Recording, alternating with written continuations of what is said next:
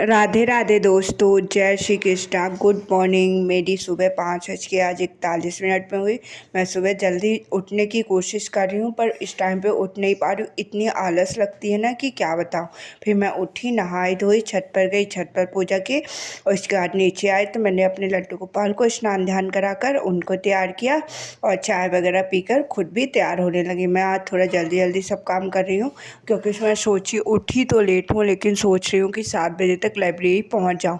तो इसीलिए सारी कोशिश जल्दी जल्दी कर रही हूँ कि फटाफट तैयार होकर निकल जाऊँ दोस्तों, क्योंकि लेट हो जाता है ना, फिर मुझे अच्छा नहीं लगता। और कोशिश करती हूँ कि 7 बजे तक ही लाइब्रेरी पहुँच जाऊँ।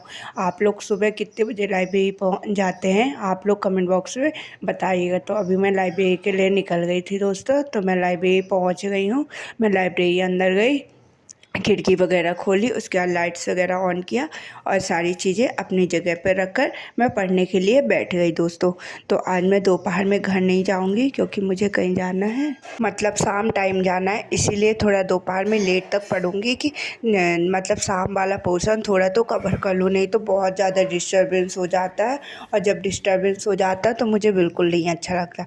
तो आज मैंने सबसे पहले स्टैटिक जीके में इम्पॉर्टेंट बुक से स्टार्टिंग की है। तो चलिए कुछ इंपॉर्टेंट बुक्स आप लोगों से पूछती हूँ, आप लोग कमेंट बॉक्स में आंसर बताइएगा। इंपॉर्टेंट बुक्स मेरी लगभग 3 दिन चलेंगी क्योंकि मैं कोशिश कर रही हूँ कि 700 तक इम्पॉर्टेंट बुक्स कंप्लीट कर लूँ, क्योंकि बहुत सारी अभी मतलब प्रेजेंट टाइम की भी, करेंट्स की भी बुक्स पूछता है और पहले की तो पूछता ही है दोस्तों। तो अभी मैंने जो स्टैटिक जीके की नोट्स बनाई थी उससे मैं इम्पॉर्टेंट बुक्स कर रही हूँ। फिर कुछ मैं वो ब्लैक बुक है मेरे पास, उससे करूँगी।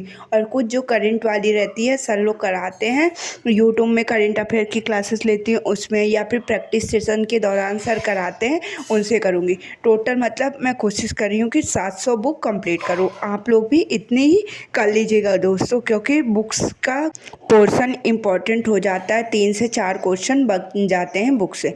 तो चलिए अब मैं बुक से आप लोगों से क्वेश्चन पूछती हूँ, आप लोग कमेंट बॉक्स में आंसर बताइएगा। In the afternoon of the time किसकी पुस्तक है? लाइफ ऑफ पाइप किसकी पुस्तक है? दुखद कहानी ओर्थलो किसकी पुस्तक है? स्त्री पुरुष तुलना किसकी पुस्तक है? सेट द बॉय फ्री किसकी पुस्तक है?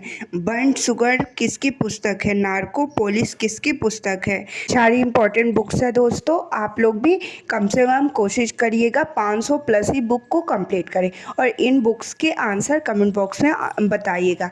उसके बाद मैंने आपको बताया था कि मेरा पॉलिटी वाला पोर्शन पूरा कंप्लीट हो चुका है, तो आज से मैंने बायो स्टार्ट किया। बायो में मैंने कोशिका को पढ़ना स्टार्ट कर दिया है, मतलब कोशिका वाला चैप्टर मेरा कंप्लीट हो गया। तो चलिए कोशिका वाले चैप्टर से मैं आप लोगों से क्वेश्चन पूछती हूँ।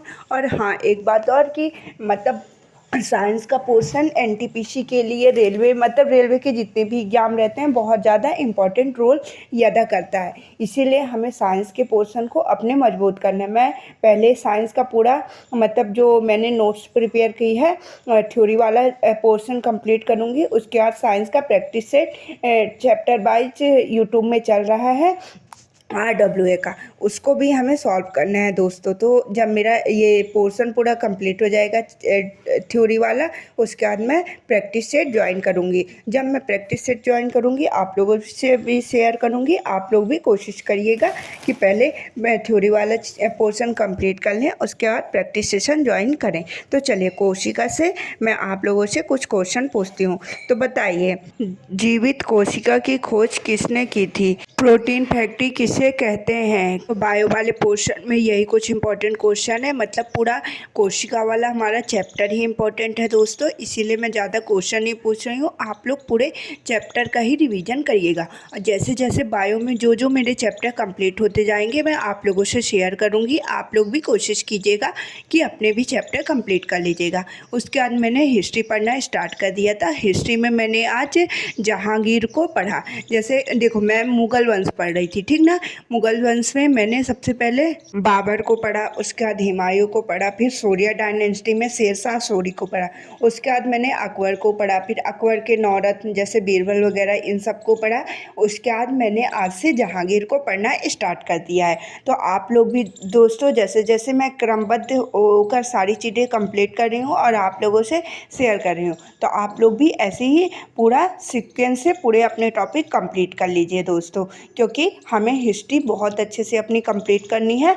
और देखो, अगर आपने एक बार बेसिक किया है और एक बार अगर आप नवीन सर की एडवांस वाली में हिस्ट्री की क्लासेस ले लेंगे ना, तो आपकी हिस्ट्री में बहुत अच्छी पकड़ हो जाएगी और हिस्ट्री के जो भी क्वेश्चन बनेंगे आप लोग आसानी से मतलब कर लेंगे दोस्तों। इसीलिए मैं आप लोगों से बार बार शेयर करती हूँ कि आप लोग हिस्ट्री की नवीन सर की क्लासेस लिया करिए।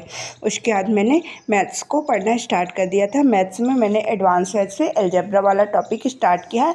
देखो, एडवांस मैथ्स में थोड़ा टाइम लग रहा है क्योंकि वो लेंदी चैप्टर्स होते हैं, उन्हें बेसिक से एडवांस तक लेवल का हमें कंप्लीट करने में टाइम लगेगा।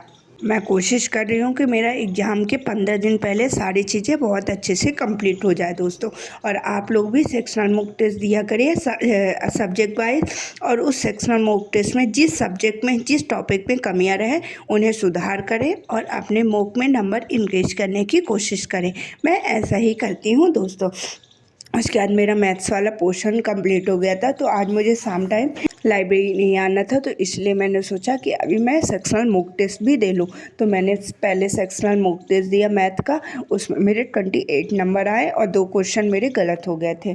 फिर मैंने करेंट अफेयर की क्लासेस लेना स्टार्ट कर दिया है। आप लोग को तो पता है कि करेंट अफेयर का जीके जीएस में बहुत अच्छा रोल है, और अगर हम करेंट अफेयर की क्लासेस डेली लेते हैं, वो भी गौरव सर के, तो हमारे मतलब 10 नंबर तो इन क्लासेस के माध्यम से कंप्लीट हो जाएंगे। 40 में 10 नंबर तो यहाँ से हमारे मतलब डेफिनेटली 100% ही बन जाएंगे।